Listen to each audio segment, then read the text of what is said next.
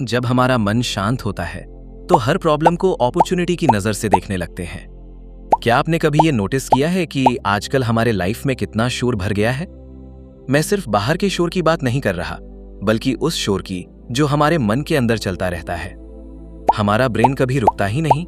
चिंता करना, प्लान बनाना, लोगों से कंपेयर करना। सच कहूं तो हमारा मन एक गंदे पानी जैसा है। हम गंदे पानी में कुछ देख नहीं सकते। हम तभी देख सकते हैं जब पानी शांत होता है। मैं आपको मनोज की कहानी बताता हूं, एक ऐसा आदमी जिसने इस शांत मन की पावर को खोजा। मनोज एक छोटे शांत गांव में रहता था और अपनी फर्नीचर की दुकान चलाता था। मनोज बहुत मेहनती था, दुकान जल्दी खोलता और देर से बंद करता, लेकिन अंदर से वो कभी शांत नहीं था। खेती की चिंता, कस्टमर की चिंता, घर की चिंता, वो उन चीजों की भी चिंता करता था जो कभी हुई ही नहीं। रात में जब सब सो जाते थे, मनोज अपनी हर गलती, हर कही गई बात को अपने दिमाग में सोचता रहता था।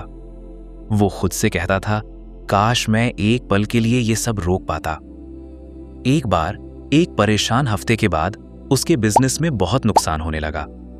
उसका सिर दुखने लगा और उसने अपने मन में सोचा, ये जिंदगी मेरे कंट्रोल से बाहर क्यों जा रही है। तभी मिस्टर दास नाम के एक बुजुर्ग व्यक्ति वहां आए और उन्होंने मनोज का उदास चेहरा देखकर पूछा, क्या बात है बेटा? मनोज ने उन्हें बताया कि उसका मन कभी शांत नहीं रहता। वो सब कुछ ठीक करने की कोशिश करता है, लेकिन वो जितना सोचता है चीजें उतनी ही बिगड़ती जाती हैं। मिस्टर दास मुस्कुराए और उन्होंने कहा, तुम कल सुबह मेरे पास आना, मैं तुम्हें कुछ दिखाऊंगा। अगले दिन की सुबह मनोज उनके साथ गांव के पीछे एक पहाड़ पर गया। दोनों एक छोटे से तालाब के पास पहुंचे, जिसका पानी एकदम शांत और थमा हुआ था।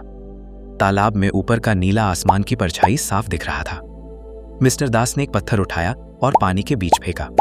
तुरंत ही सुंदर आसमान की परछाई गायब हो गई और उसकी जगह पानी गंदा दिखने लगा।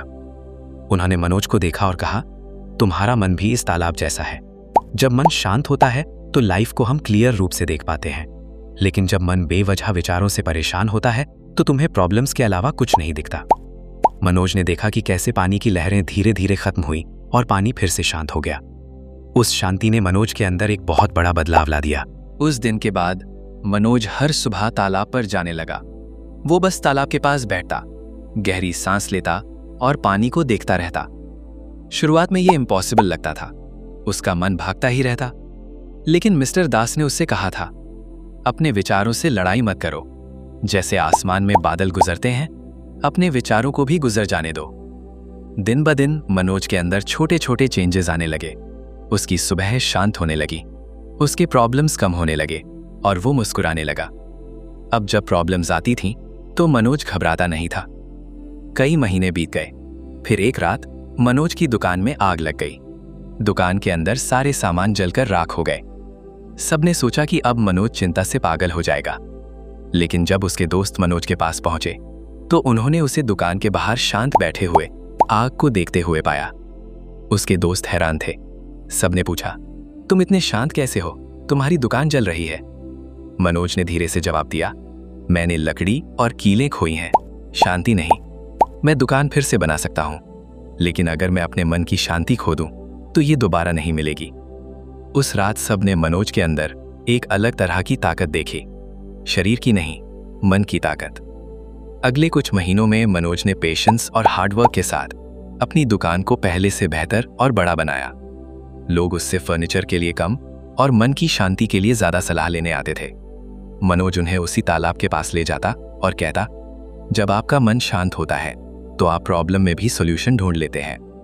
दोस्तों, मेरी बात याद रखना, लाइफ आपके तालाब में पत्थर फेंकता रहेगा, लेकिन अगर आप शांत रहते हैं तो आपकी शांति हमेशा वापस आएगी। शांत मन का मतलब प्रॉब्लम से छुटकारा, जीवन नहीं है। इसका मतलब है एक ऐसा पावरफुल मन जो उन प्रॉब्लम्स में डूब ना जाए। शांति पहले से ही आपके अंदर है, बस उसे पहचानने की देर है।